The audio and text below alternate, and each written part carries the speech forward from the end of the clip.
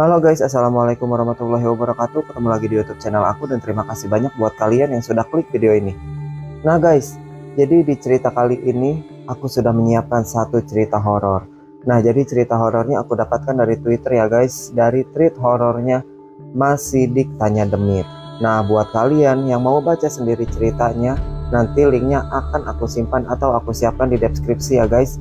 Nah, tapi guys, sebelum kita masuk ke alur ceritanya, jangan lupa buat kalian yang belum subscribe, jangan lupa di subscribe, like, share, and comment sebanyak-banyaknya agar aku makin semangat lagi untuk membuat videonya dan aku makin semangat lagi untuk menge-share cerita-cerita horor ke kalian. Oke guys, langsung aja kita masuk ke alur ceritanya. Check it out. Ini adalah salah satu cerita nyata yang dialami nenek pada tahun 1970.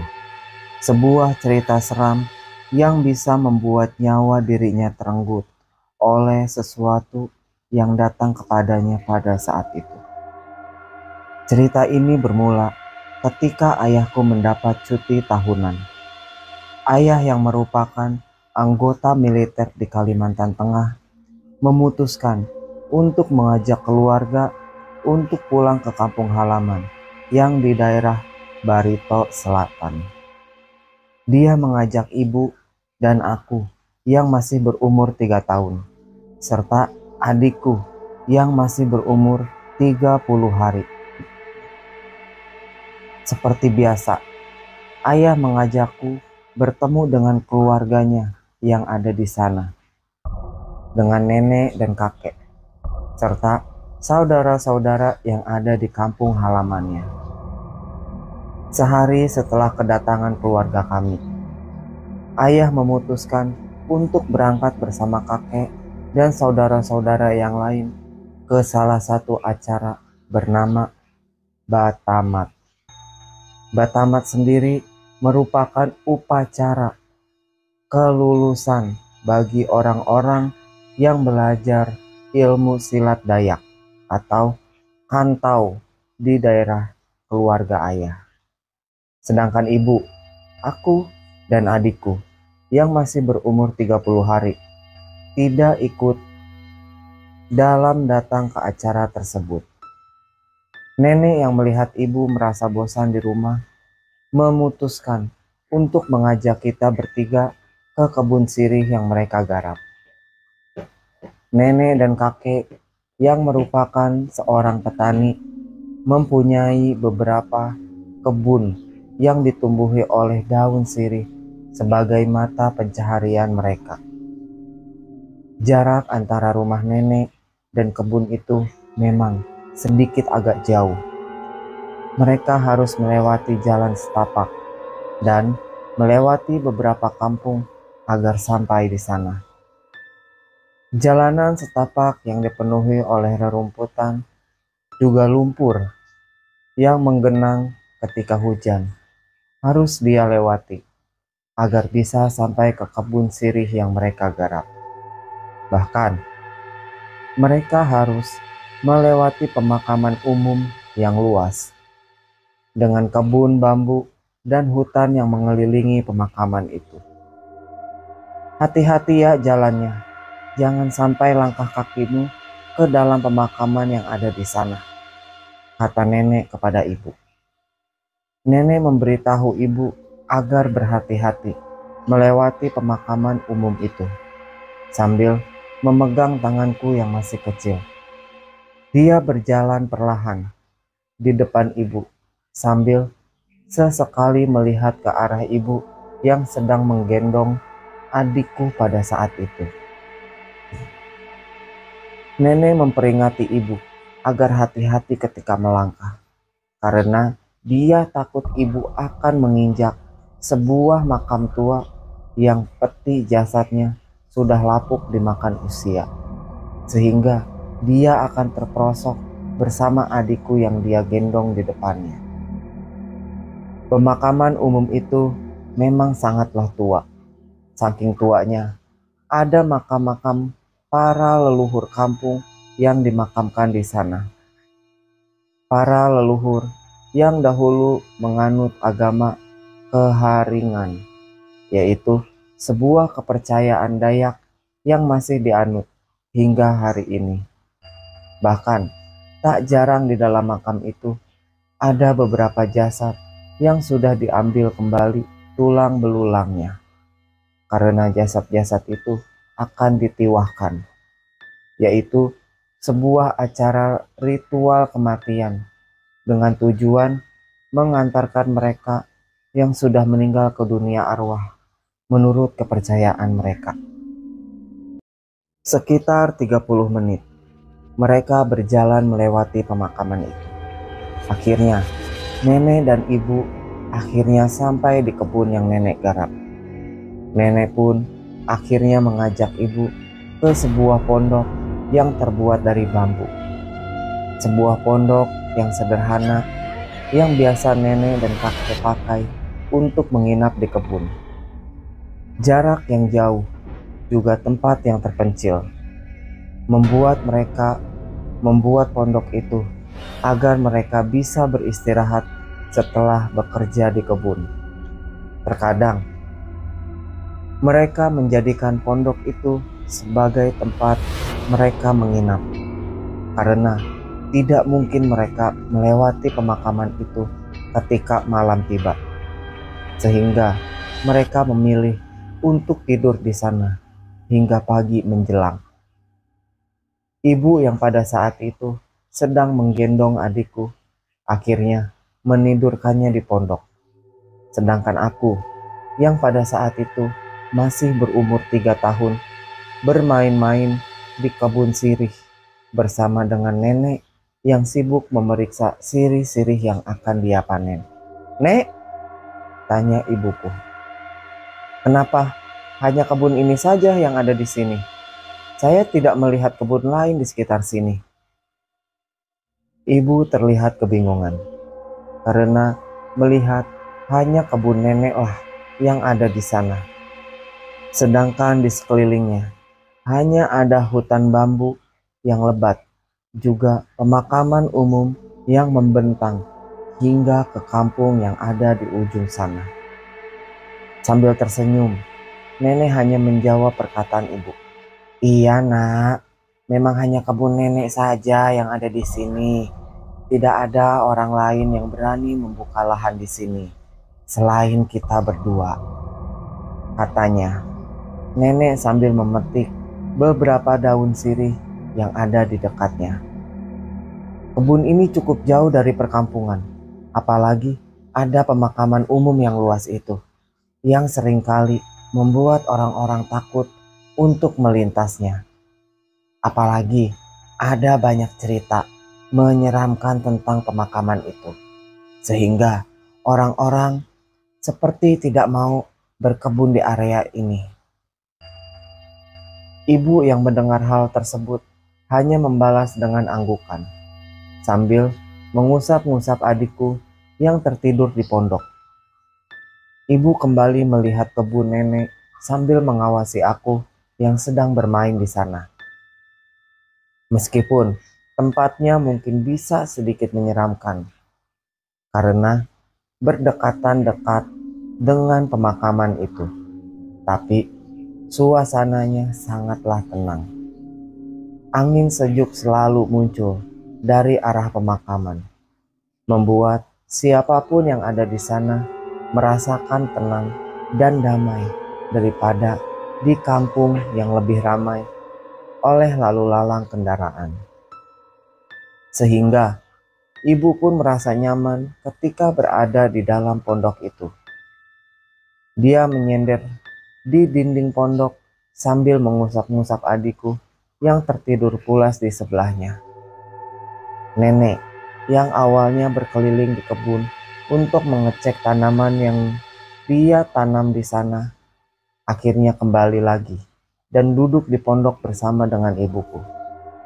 Dia membawa bungkusan bekal yang dia bawa dari rumah untuk dimakan oleh mereka berdua. "Kamu pasti lapar. Sekarang makan dulu sebelum nanti kita pulang ke rumah." Setelah matahari sudah sedikit turun ke barat, kata nenek sambil menyodorkan makanan itu ke arah ibu. Ibu kembali mengangguk dan tersenyum ketika menerima makanan itu sambil mengucapkan terima kasih atas kebaikan mertuanya itu. Namun, tepat ketika dia memegang makanan itu dengan kedua tangannya, hidungnya seketika mencium sebuah bau busuk yang berhembus secara perlahan dari arah kebun. Bau itu seperti sebuah bau dari kotoran ternak yang muncul entah dari mana. Ibu yang mencium bau tersebut langsung berdiri dan mencari tahu asal dari bau tersebut. Bahkan dia bertanya kepada nenek yang sedang menyantap makanan yang ada di depannya. "Nek," tanya ibuku, "nenek mencium bau kotoran ternak gak?" Wajah nenek yang awalnya biasa-biasa saja mendadak heran atas apa yang ditanyakan oleh menantunya itu. "Perasaan gak ada kandang ternak di sini, Nak. Hanya ada kebun ini, pemakaman, sama hutan bambu yang ada di belakang kebun kita. Kalau ada peternakan pun itu sangat jauh dan berada di dekat kampung," jawab nenek dengan nada yang heran. Ibu yang mencium hal itu hanya bisa menggelengkan kepala, seperti ada sesuatu yang ganjil atas apa yang sedang terjadi di pondok ini. Apalagi tak lama setelah ibu mencium bau tak sedap itu, tiba-tiba entah dari mana datangnya, muncul beberapa lalat hijau yang secara perlahan hinggap di makanan yang akan ibu makan pada saat itu. Seketika, ibu langsung menggibas-gibaskan tangannya. Dia mencoba mengusir lalat-lalat hijau itu yang muncul entah dari mana. Apalagi adikku yang sedang tertidur pun tak luput dari lalat hijau itu. Tubuh yang sedang tertidur dihinggapi banyak lalat-lalat hijau yang muncul begitu saja. Tentu saja hal itu membuat ibu nampak panik. Begitupun dengan nenekku pada saat itu masih kecil. Lalat-lalat itu semakin lama semakin banyak. Seperti ada sesuatu yang menggerakkan lalat-lalat itu sehingga mereka menggerundungi pondok yang sedang kita tempati.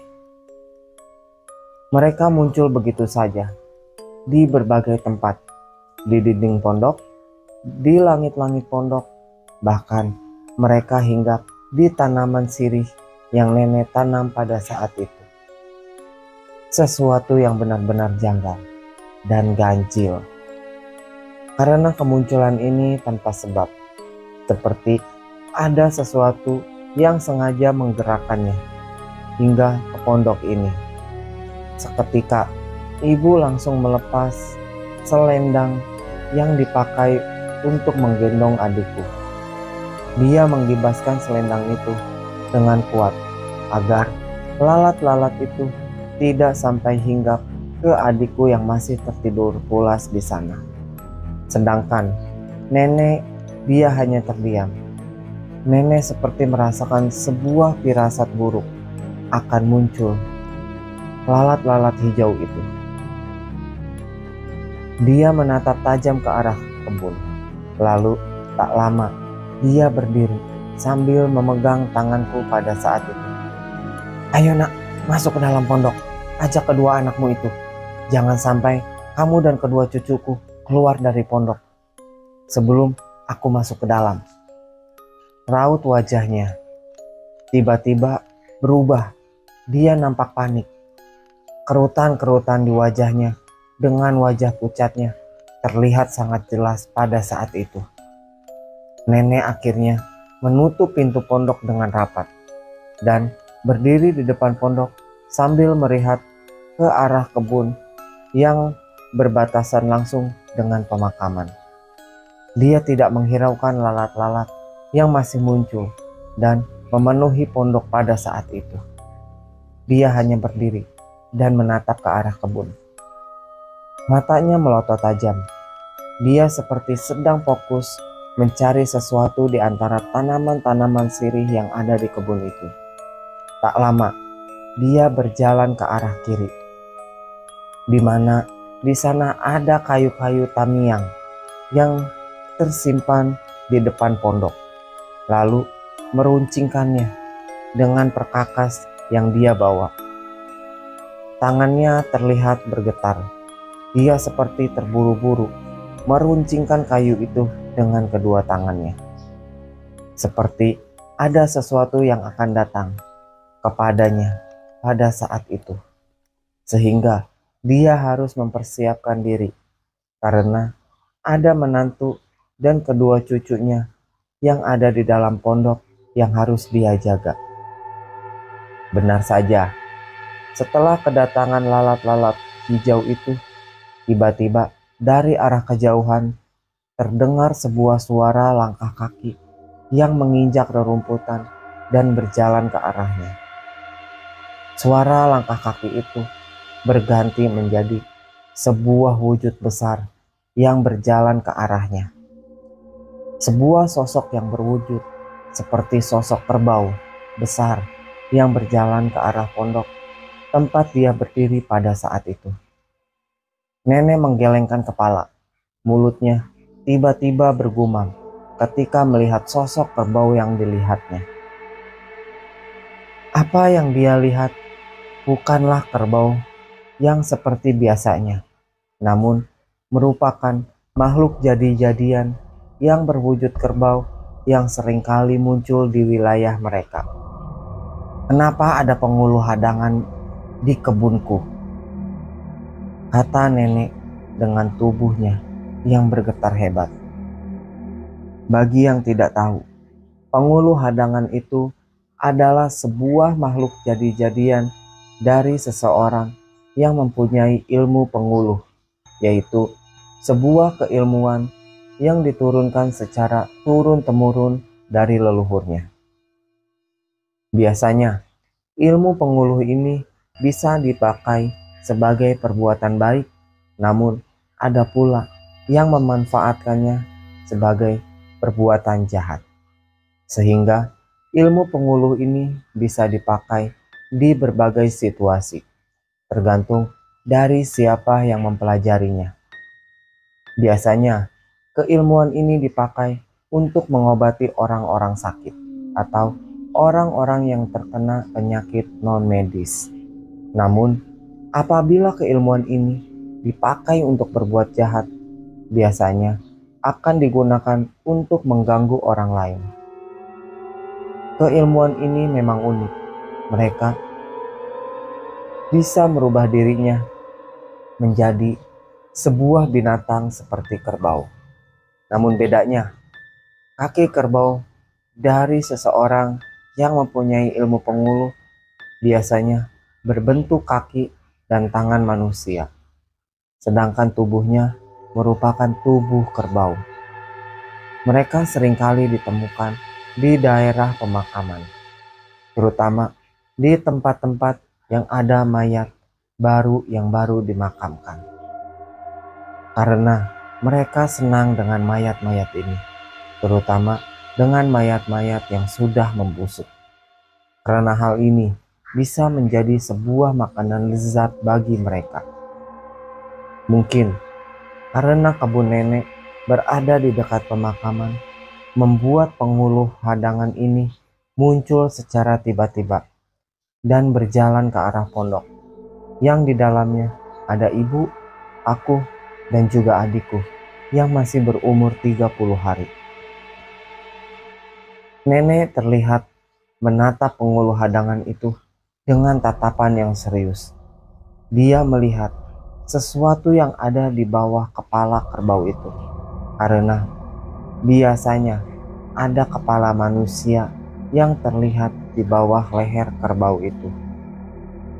Dia bisa tahu siapa yang merubah menjadi penghulu hadangan dari wajahnya yang ada di bawah leher. Namun, karena mungkin penghulu hadangan ini berjalan di antara tumbuhan yang nenek tanam di kebun, Dia tidak bisa melihat dengan jelas siapa yang menjadi pengulu hadangan ini. Sehingga nenek hanya bisa menunggu pengulu hadangan itu mendekat ke arahnya. Tubuhnya bergetar hebat karena ada orang-orang yang harus dia jaga dari pengulu hadangan yang berjalan mendekatinya. Akhirnya, dia mengetahui siapa yang menjadi pengulu hadangan ini. Tepat ketika pengulu hadangan yang berjalan ke arahnya menggibaskan kepalanya ke arah kiri, sehingga nenek bisa mengetahui wajah yang ada di bawah leher pengulu hadangan tersebut. Rupanya, wajah yang ada di leher pengulu hadangan ini adalah wajah dari orang yang masih ada kekerabatan dengan keluarga nenek.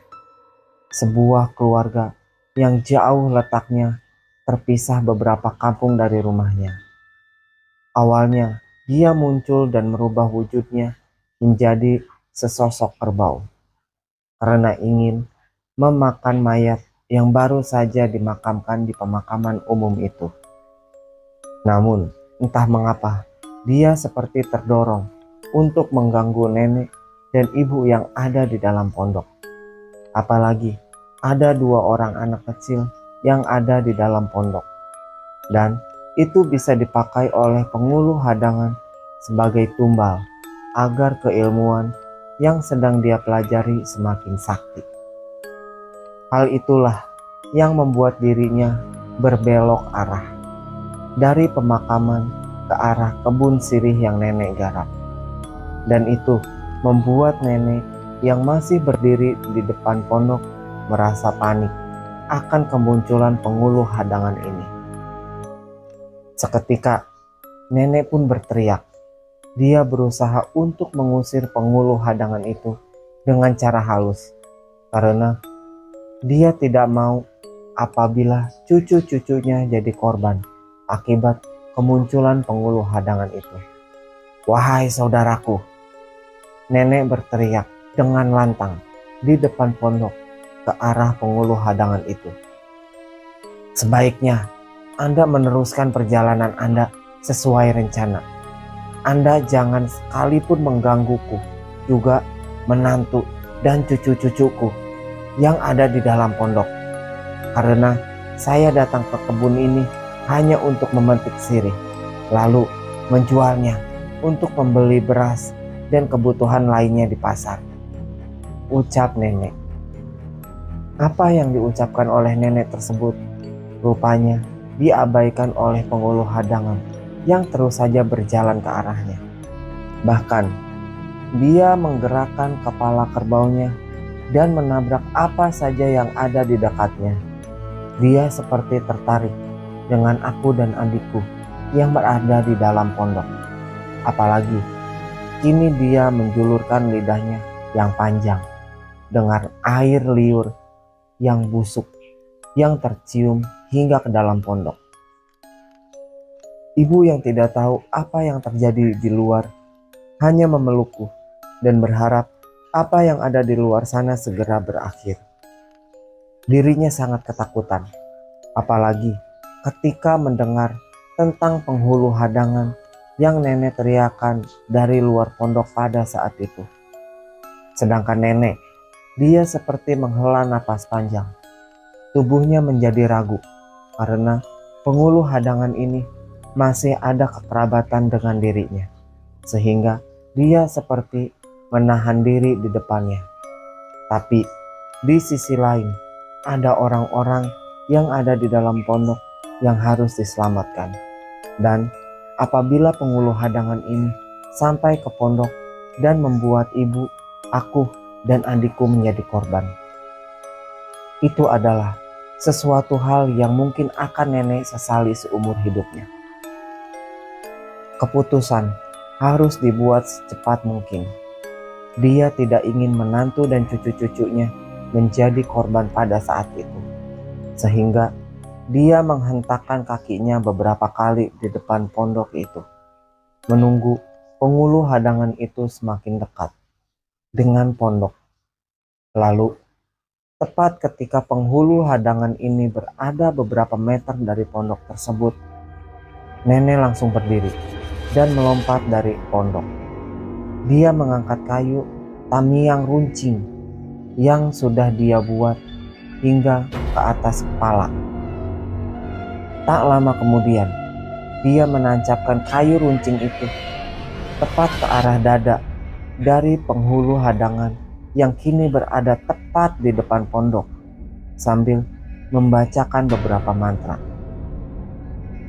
Penghulu hadangan itu seketika ambruk. Kayu runcing itu tertancap di tubuhnya sehingga tubuhnya terluka. Nenek pun seketika jatuh dan ambruk ke tanah. Namun dia kembali bangkit ketika melihat penghulu hadangan itu berlumuran darah dan tidak berdaya. Nenek yang terpaksa melakukan hal tersebut meskipun ada sedikit rasa penyesalan atas apa yang dia perbuat. Bukan tanpa sebab, dia sudah menusuk kerabatnya yang kini menjadi penghulu hadangan. Tapi dia sendiri tidak mau menantu dan kedua cucunya terluka, bahkan meninggal dunia apabila penghulu hadangan sampai bisa masuk ke dalam pondok dan bertemu dengan mereka. Nenek tiba-tiba berdiri kembali. Dia langsung mendekat kepada penghulu hadangan ini sambil berkata, "Aku mohon maaf saudaraku, karena aku harus menombak Anda sehingga membuat Anda seperti ini," katanya sambil sedikit menunduk. "Tadi aku sudah memperingatkan bahwa jangan mengganggu kita yang ada di pondok. Namun Anda tidak menghiraukannya dan terus-menerus berjalan ke arah pondok dengan wujud kerbau yang menakutkan itu." Kejadian yang terjadi di kebun itu rupanya diketahui oleh kakek. Dia baru saja pulang bersama ayah dan menyusul ke ladang. Seketika memerintahkan ayah untuk pulang sambil membawa ibu, aku, serta adikku di hari itu. Apalagi nenek bercerita atas apa yang terjadi. Kakek langsung berkata bahwa mereka semua yang ada di pondok, termasuk nenekku, harus meninggalkan rumah untuk sementara. Bahkan kakek yang panik akan kejadian tersebut langsung memerintahkan ayah untuk mengantar mereka ke salah satu rumah yang ada di Buntok, bukan rumah yang ada di kampung halaman ayah saat itu. Semuanya nampak panik. Tepatnya ketika nenek menancapkan kayu yang runcing itu kepada penghulu hadangan yang kini masih terkapar dengan luka yang ada di perutnya. Nenek yang sampai ke rumah yang ada di Buntok pun akhirnya dipindahkan lagi dan disembunyikan oleh keluarga yang ada di sana. Hal ini dilakukan memang sengaja, mengingat apabila penghulu hadangan ini terluka oleh seseorang, maka untuk bisa sembuh kembali, dia harus meminta air ataupun sebuah benda yang dipakai oleh seseorang yang melukainya. Apalagi penghulu hadangan yang dia lukai masih ada kekerabatan dengan keluarganya. Sehingga pasti cepat atau lambat keluarganya akan datang dan meminta pertanggungjawaban nenek agar anggota keluarganya ini bisa sembuh kembali. Tentu saja hal ini tidak akan dikabulkan oleh kakek.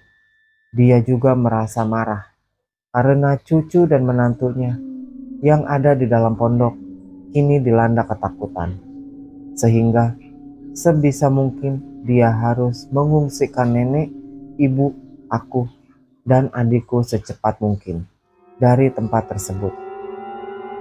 Benar saja, beberapa jam setelah kejadian itu, keluarga dari penghulu hadangan ini datang. Mereka seperti mempunyai firasat bahwa ada anggota keluarganya yang terkapar dan tidak berdaya di sana. Sehingga mereka langsung mengerahkan seluruh keluarganya untuk mencarinya. Mereka begitu syok ketika mereka mengetahui bahwa anggota keluarganya itu kini tergeletak begitu saja di kebun milik nenek. Dia mencari nenek dan meminta sesuatu untuk menyembuhkan saudaranya yang tertusuk kayu yang dia buat. Dia mencari ke rumah yang ada di kampung halaman ayah, namun hasilnya nihil karena nenek sudah diungsikan ke Buntok dengan ibu dan adikku pada saat itu. Tidak hilang akal. Keluarga itu kembali mencari nenek. Bahkan dia sampai mencari ke rumah yang ada di Buntok agar bisa bertemu dengan nenek pada saat itu. Wajah-wajah mereka nampak panik karena apabila mereka tidak bisa meminta sesuatu untuk kesembuhan penghulu hadangan itu yang terluka, maka bisa dipastikan penghulu hadangan itu akan mati dengan kayu yang masih tertancap di tubuhnya.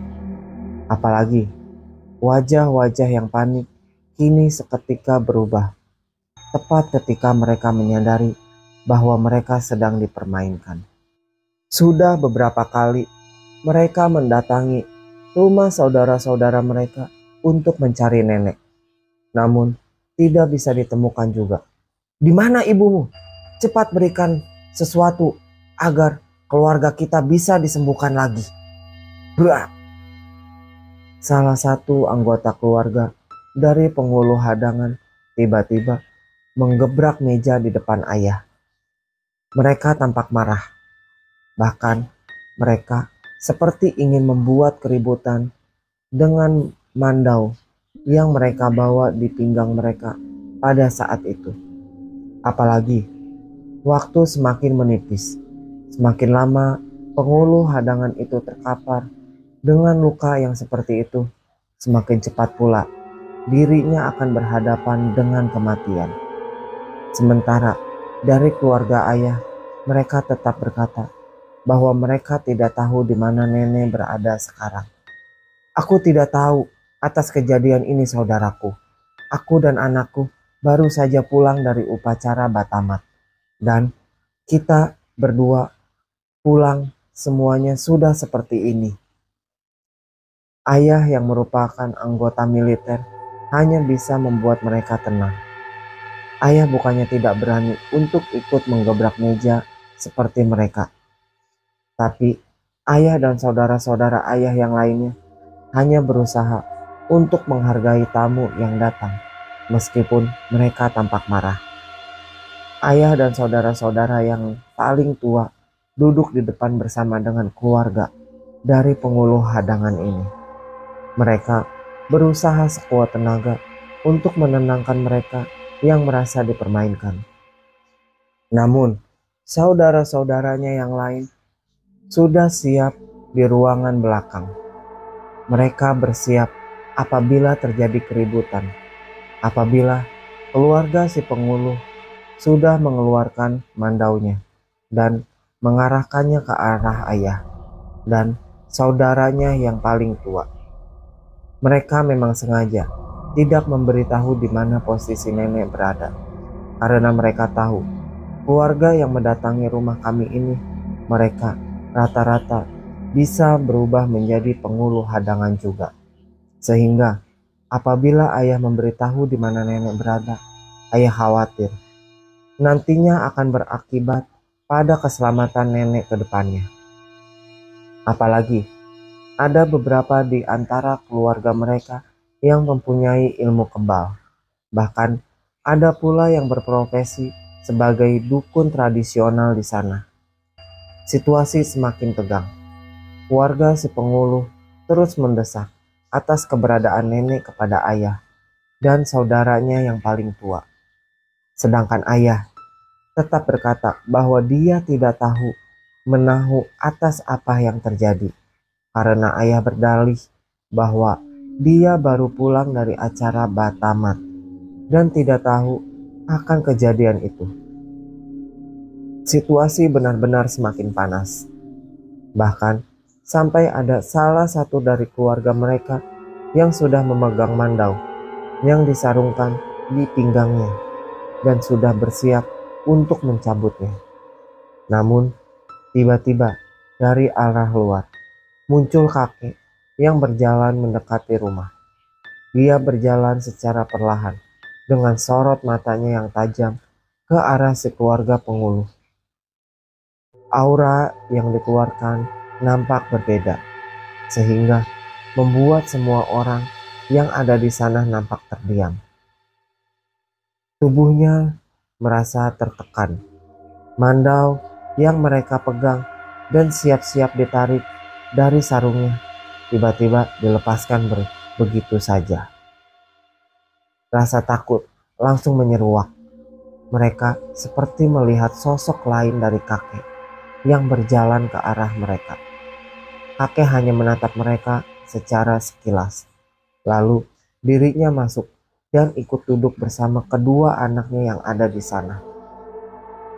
Keluarga pengulu yang awalnya marah kepada ayah dan saudara tertuanya pun tiba-tiba tertunduk. Mereka seperti takut atas kemunculan kakek yang seperti itu. Bahkan mereka langsung memelankan suaranya sambil menunduk dan tidak berani lagi menggebrak meja seperti sebelumnya. Maaf paman, kami akui ini adalah kesalahan dari keluarga kami karena kami ingin menjadikannya tante, kakak ipar, dan ponakan kami sebagai tumbal. Namun dia tiba-tiba terdiam. Ketakutannya semakin menjadi-jadi ketika kakek menatapnya dengan tajam. Apalagi dia berkata bahwa akan membuat istri, menantu, dan cucu-cucunya menjadi tumbal. Namun sebenarnya dia tidak bersungguh-sungguh. Ketika kami tanya kepada ayah kami, beliau hanya ingin mengganggu mereka saja, tanpa ada niatan untuk menjadikan mereka tumbal. Seperti yang dikhawatirkan oleh tante yang menusuk ayah kami dengan kayu yang dibawa. Setelah mendengar penjelasan seperti itu, kakek tiba-tiba menghela napas panjang.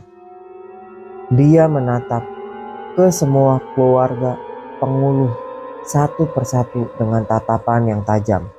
Lalu tak lama kemudian, "Hei Munang!" Tiba-tiba kakek memanggil dirinya. Suaranya pelan, namun penuh akan penekanan. "Saya dan ayahmu merupakan saudara sepupu yang masih ada darah kekerabatan dari leluhur. Tapi mohon maaf, tante tidak bisa memberikan air atau benda apapun yang kamu minta. Mau bagaimanapun, itu adalah salah dari ayahmu yang tiba-tiba datang dan mengganggunya yang sedang berada di kebun." Semuanya mendadak terdiam ketika kakek berbicara seperti itu. Mereka tidak berani untuk melawan ucapan kakek. Sorot matanya yang tajam membuat mereka ketakutan dan tidak berani berkata-kata lagi pada saat itu. Tapi kakek tiba-tiba melanjutkan perkataannya. "Aku yang menjadi paman kalian bisa memberi saran untuk keselamatan ayah kalian. Malam ini juga kalian harus melakukan ritual balian, di mana ayah kalian yang masih terkapar di kebun itu diletakkan di tengah-tengah pemakaman yang berada di dekat kebun kita." Kakek sempat terdiam sebentar. Matanya fokus melihat ke semua orang yang ada di sana. Sebelum akhirnya dia melanjutkan kembali perkataannya. "Tubuh ayahmu itu tutup dengan daun nipah sehingga menutupi seluruh tubuhnya. Lalu kau menang," kata kakek sambil menunjuk ke arah satu keluarga pengulu. "Kau sebagai anak yang tertua yang bisa berubah menjadi penghulu hadangan. Kamu harus bisa mengantarkan ayahmu itu sendirian. Dan kamu harus segera melakukan ritual itu sebelum jam 12 malam." Orang itu langsung menggelengkan kepala. Rasa takutnya seketika muncul ketika kakek berbicara seperti itu. Bahkan dia seperti enggan untuk melaksanakan perintah kakek karena dirinya merasa takut apabila dia harus melakukannya sendirian. Pak, Pak, Paman, sepertinya aku tidak bisa, katanya dengan nada yang terbata-bata. Kakek yang mendengar hal itu tiba-tiba berkata kembali dengan salah satu tangan yang menunjuk ke arah jam dinding yang ada di dalam rumah. Munang, kau lihat jam di sana. Waktumu tidak banyak. Apabila kamu masih ketakutan dan tidak mau melaksanakan atas apa yang aku perintahkan, maka nyawa ayahmu akan melayang. Tiba-tiba kakek berdiri. Setelah berkata seperti itu, dia berjalan dan mendekatinya, lalu menepuk pundaknya secara perlahan. Apa yang kamu takutkan, Munang? Kamu itu bisa berubah menjadi penghulu hadangan seperti ayahmu. Kamu tinggal memilih sekarang, memelihara kekuatanmu atau kamu menyesal karena kematian ayahmu yang semakin lama semakin dekat, ucap kakek. Tepat ketika jam setengah 12 malam, Munang akhirnya mengantarkan ayahnya ke tengah-tengah pemakaman tersebut. Apa yang dia lihat ketika siang hari dan malam hari sungguh berbeda. Namun, banyak sekali makhluk yang muncul dan melihat mereka dari kejauhan. Bahkan, ada pula yang terang-terangan berdiri menghalangi mereka dengan wajah-wajahnya yang menyeramkan. Terlihat ada sosok Kambe Sandah yang duduk di salah satu dahan pohon di sana. Dia tertawa melihat Munang yang berjalan sambil membawa ayahnya dengan rambut panjangnya yang menjuntai ke tanah. Sosok itu benar-benar menakutkan karena warga sekitar percaya Kambe Sandah adalah sosok makhluk yang semasa hidupnya selalu memberikan makanan kepada suaminya yang terbuat dari darah haid yang ada pada dirinya. Lalu ada pula suara burung yang membuat Munang ketakutan. Suara burung dari Kakang Kamiak, yaitu burung dengan kukunya yang runcing, yang dipercaya bahwa burung ini bisa berubah wujud menjadi sosok wanita cantik yang bisa mengoyak-ngoyak mayat dengan kukunya yang tajam. Munang benar-benar ketakutan. Namun di satu sisi dia harus terus berjalan agar ayahnya bisa diselamatkan. Setelah kurang lebih 5 menit dia berjalan, dia akhirnya meletakkan tubuh ayahnya di tempat yang sudah ditentukan. Lalu tak lama kemudian dia menutup ayahnya dengan daun nipah dan meninggalkannya di sana. Dia kembali ke rumahnya untuk melanjutkan ritual yang akan berlangsung sebelum jam 12 malam. Munang memasang perlengkapan balian seperti kalung jimat yang dipasang secara bersilangan di dada depan dan di belakang. Lalu tak lupa dia menyelipkan daun siwang di pinggang seperti layaknya mandau yang selalu dia bawa. Dia juga memasang gelang dari logam yang dia pasang di tangan dan di kakinya.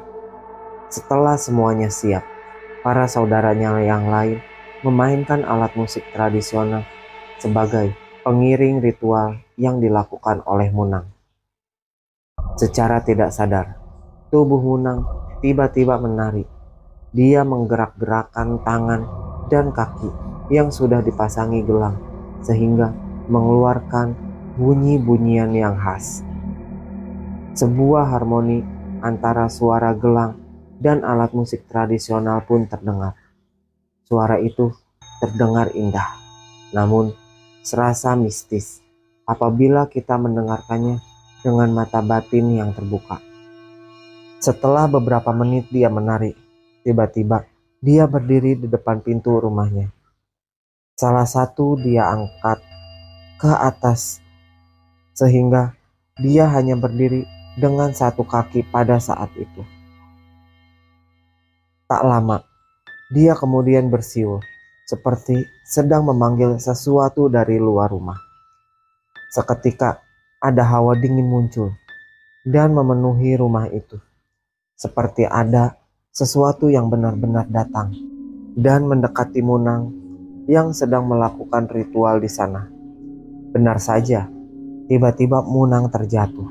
Namun, tubuhnya yang seharusnya ambruk kini bangkit kembali dengan wujud yang berbeda.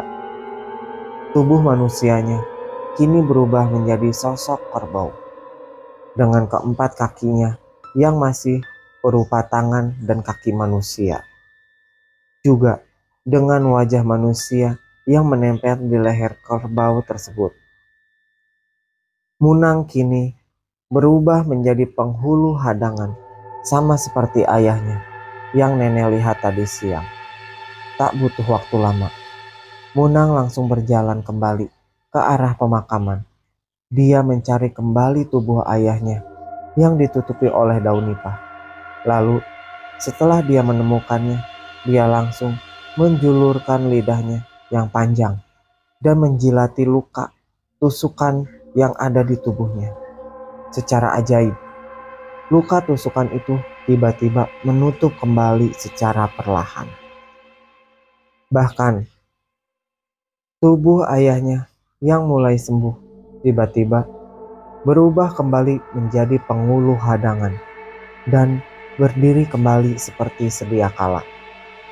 Luka tusukan itu sudah sembuh sepenuhnya, dan tak lama kemudian Munang mengajak ayahnya untuk kembali pulang dengan wujud penghulu halangan dan kembali berubah menjadi wujud manusia ketika mereka sampai di rumah. Nah, oke guys, jadi ceritanya sudah tamat sampai di sini ya guys. Nah, buat kalian yang mau baca sendiri cerita dan kisahnya, nanti linknya akan aku simpan dan aku siapkan di deskripsi ya guys. Nah oke guys, jangan lupa buat kalian yang suka dengan cerita dan videonya, jangan lupa di like, subscribe, share, and komen sebanyak-banyaknya agar aku makin semangat lagi untuk menge-share cerita-cerita horor ke kalian. Oke guys, sampai bertemu di cerita yang selanjutnya, and bye-bye.